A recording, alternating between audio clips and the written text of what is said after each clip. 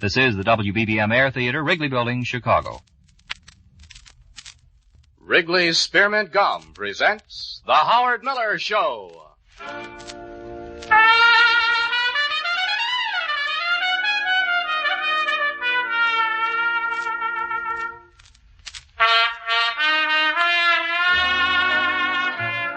And now here with music on records is Howard Miller. Thank you very much, Eddie Joyce. Good morning, everyone, from clear, sun-kissed Chicago. This will make your hearts envious, I think, if you're from any other place where there might be a little bit of smog or fog or soot or dust. We got a real clear and wonderful day in the Middle West, and I hope wherever you are it's equally as nice. We're going to deviate again from our custom of playing two records and conducting an interview, because today in our studios of CBS in Chicago, we have a very delightful gentleman who has been a good friend of ours for the past couple of years since he came to these shores from England. And because he's always been such a most persuasive individual when it came to being provocative and interesting, that we think it is far more apropos that today we play one less record and have a little bit more of Mr. Alan Dean from London, England. However, before we present Al in interview, I want to suggest to you once again that when you go to your grocery store today or your drug counter, wherever it is that you do the grocery shopping or the food buying, that you remember to pick up a box of Wrigley Spearmint Chewing Gum for a couple of reasons. First of all, because there's nothing quite so good as Wrigley Spearmint, and secondly, because Halloween comes closer every day. That means, of course, the youngsters coming around for tricks and treats, and there isn't a nicer treat than you can give them than Wrigley Spearmint, the most refreshing and wholesome gum under the sun. So remember to get some, will you, and get it by the box. Wrigley Spearmint Chewing Gum, wholesome, refreshing, and delicious. Well, Alan, it's wonderful having you back in the city of Chicago. I think the last time I saw you, we were working a television show together about, about a year ago? Just about a year ago. 14 months ago, something like that. Since then, your travels have taken you, I presume, all over the 48 in this country. Pretty close to that, yes. Is home still down in Florida? Yes, we're still soaking up the sunshine down there. That's a wonderful spot, isn't it? Really is. Alan, before we actually start asking you some of these interesting questions about music and getting your interesting answers, I first of all want to establish the fact that you are now, or are you not yet, an American citizen? No, not yet. You have to be in the country 5 years, and I have about a little over a year to go before I can apply. The reason I wanted to say it is because I think it is great testimony to your loyalty and sincerity as a British subject who has come to this country to make a career for yourself. You have thought enough of this country that you have wanted to become one of us to the extent of being an American citizen, for which I congratulate you. Yes. Alan, what was it that possessed you to switch from your loyalty to England, which I know you'll always have, but to become a citizen here in this country? Well, I feel that anybody that's in a country that provides them with a good living and a good life and educates their children, I think they owe it to that country to become a citizen. When was it you first came to America? Well, I came here in 51, just at the end of 51. And incidentally, I came here intending to just look around for a couple of months. I even had contracts in vaudeville to go back to in England. But, I was very lucky. I met people who introduced me to other people, and I wound up with a date in Washington, D.C., which was quite successful. And from there I was signed up by General Artists Corporation, the agency, and they've kept me busy ever since. You mean you've never gone back to England? I never did. My dad's still got the candle in the window. And you're still living out of the suitcase with one blue serge suit that's now getting shiny in the back, huh? Well, Alan, of course, since then you moved your family over to this country. Yes. And now they're legal residents down in the state of Florida. Mm-hmm. And they stay there while you travel around the country doing theaters and vaudeville and the circuit of nightclubs and so forth. Now, of course, you're also recording for MGM and have done some wonderful things for that label. But let's, first of all, talk about the homeland. When you first came to this country, Alan, what was your impression of our great land? Well, I went to New York when I first came over, and it was a little scary, tell you the truth. I mean, I've been in big cities before, Paris and Rome and London, but New York and most American cities, Chicago too, and Philadelphia, they have a pace that is quite different to anything else I've ever seen. And you feel quite small and insignificant when you come in and see everybody rushing around like mad. And of course, another thing that strikes every European is the size of the cars, you know. I mean the large as compared to the European small car? Everything looks like monstrous. You're scared to cross the street, you know. Mm-hmm. And well, there's some value to those small cars. I heard the other day that they're building them so small over in England that if you flood your carburetor, you just pick them up, put them over your shoulder, and burp them. So there might be some value to them. Well, now, Alan, this country, of course, offers, I suppose, greater possibilities, greater potential, doesn't it, for a performer like yourself than Europe, both from the financial point of view and the number of bookings that are available? I would say so. The main difference is that here your competition is fiercer. And it's a tougher battle, but the prizes are that much greater, so that it's worth the battle. When you do make it here, you can make an absolute fortune over a period of 5 or 6 years, which you could never do in England. You can become a star, but your money doesn't leap up to that, that fantastic amount like it might here. Alan, because of the great friendship that this nation, and does have for your British Empire, I think that you'll not mind if for a few moments at least, because I know it'll be interesting to get an Englishman's slant of the news of what's happening across the big pond these days. You won't mind if I talk a little bit about Princess Meg, the royal princess? No, not at all. And her captain, Captain Townsend.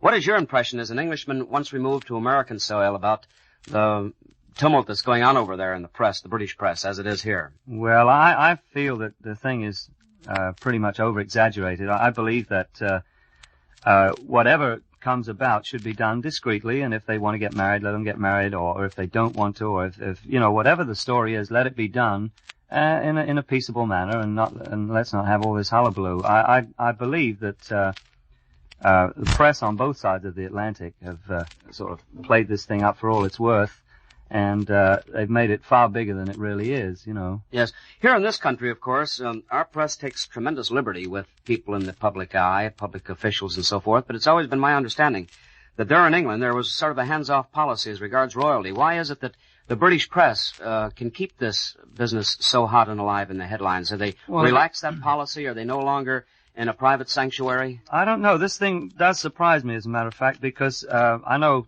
at the time I was in England, I did quite a lot of work for BBC over there, and their policy was pretty much like the press policy. In other words, in a comedy show, you could poke fun at the government, or the minister of this, or the prime minister of that, or the department of this, and you could do what you please and say what you please. But never would you touch upon the subject of the royal family. That was just an unwritten law sort of thing, and nobody did. And the press were very formal. If the king might be ill, they would just have a formal thing stating that His Majesty's doctors state that he has a so-and-so and so-and-so and should be better in a couple of days, and further bulletins will be announced, Yes. And that was about, or if he opened a new factory or a new building or but something. Certainly like nothing of ridicule ever. Oh, no. No, there was never anything personal. Well, Alan, of course, the British custom and laws far more than we do, and I can't sit here and editorialize, but what is the interpretation? Why is it that there is even an argument against the right of that girl, for instance, to marry that young gentleman? Is it a policy of the church? Is it a policy of the state? No, as far as I can gather, first of all, it's a tradition that anybody with royal blood should marry somebody else with royal blood, as did Elizabeth. She married Prince Philip of Greece. Yes. And well, there are few and few princes and princesses left, so it becomes a little difficult to find somebody to marry, If she wants to get married, she's got to select from a wider group of friends. You might find a prince is now working in a steel mill in Pittsburgh, Yes. There's not much, not many jobs left for princes anymore, Now, Alan, let's get back to the career, because I know it's far more important to you what happens to Alan Dean than it is what happens to Captain Townsend. What about this career of yours with the MGM record people? Are they giving you the sort of material you like to do best? What do you like to do best in the way of music? Well, this is a thing I think that bothers practically all singers. I mean, there are things that you like to do and things that you have to do.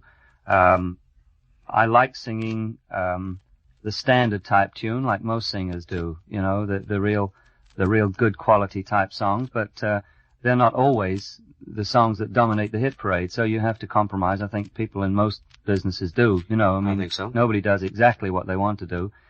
So I try and hit it somewhere down the middle. I try and do a commercial tune and once in a while put a pretty one on the back, and work it out that way. Well, now there's some excitement to your new MGM record, which you have made with the Joe Lippman Orchestra, and we've got it on the turntable, so let's ask Lou Weir, our ERPI operator here, this handsome young gentleman over to your left, if he'll give a spin at along about 45 revolutions to a thing that Alan Dean did for MGM called You Made Me Care.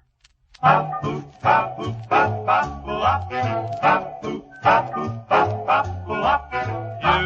made me care when I wasn't in love, and now that I'm caring, you've gone. Sweetheart, believe me when I say it's true. Day after day, I keep longing for you. Though we're apart, you still live in my heart. The thrill of your kiss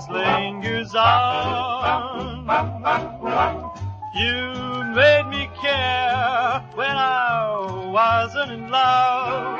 And now that I'm caring, you've gone.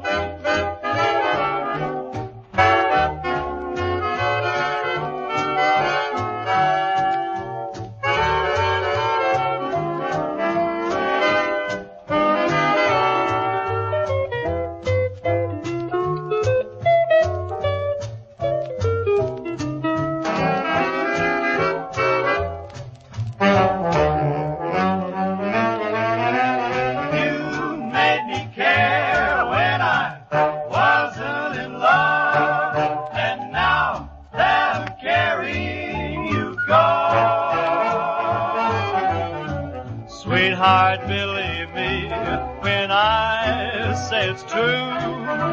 Day after day, I keep longing for you. Though we're apart, you still live in my heart. The thrill of your kiss lingers on. For you made me care when I wasn't in love. And now that I'm caring, some new love you're sharing. And now that I'm caring, you've gone.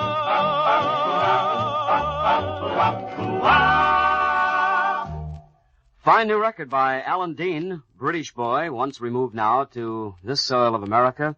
You Made Me Care. Alan, that's a nice record. Do you remember that song, Howard? Why, as I was saying before, it sounds vaguely familiar, but I can't pinpoint where I know it from. I think it came out originally around, it was about 1940. It was a waltz in those days. Da-dee, da-dum, da-da-dee. Of course, that's it, sure. The change of tempo completely stopped me. I know it was reminiscent, at least the lyric was, but I didn't recognize the melody line set to that tempo, and that certainly is understandable. How did you happen to select this material, Al? Well, this was one of those things where I've been making a habit of looking through the past hit parades, Mm-hmm. you know. I'll get maybe the past 10 years, and I'll look through them and try and find a tune that I think could stand reviving. Yes. And that's how I came across this one. I felt that using a different tempo and a different approach to it, it might do something. Well, then does it go without saying that the MGM people allow you to select your own material all the time? Well, it's a mutual thing. I mean, if I take something along to them that they like, we do it. And on the other hand, I don't press it. If they don't like it, I don't push the matter. I say, all right, you know. And by the same token, they don't insist on me doing something that I don't like. Because the making of successful records is a result of great teamwork, which, of course, you've got to have between the artist and the in-air department. Alan, thank you very much for being here. It's always a delightful experience to talk to you because you present, of course, a viewpoint that's slightly different from our American performers, and it's always just wonderful renewing our friendship and our acquaintanceship. Thank you very much, Alan. Well, thank you, Howard. Alan Dean, the British star, who, of course, belongs to the heart of all the world, and particularly an American heart now, because that's what he possesses in a great big robust chest of his, because this is his homeland now. This is Howard Miller from Chicago saying that we've been here, as always, for Wrigley Spearmint Chewing Gum. I hope that you'll hop onto that bandwagon and pick up a couple of boxes, Mother, because it's fine to have around the house. And, Dad, if you're in your automobile a good share of the day, you reach over to the glove compartment and pick out the real fine, juicy chew. That would be, of course, wholesome, refreshing, and delicious Wrigley Spearmint Chewing Gum. Howard Miller saying goodbye for now. See you tomorrow.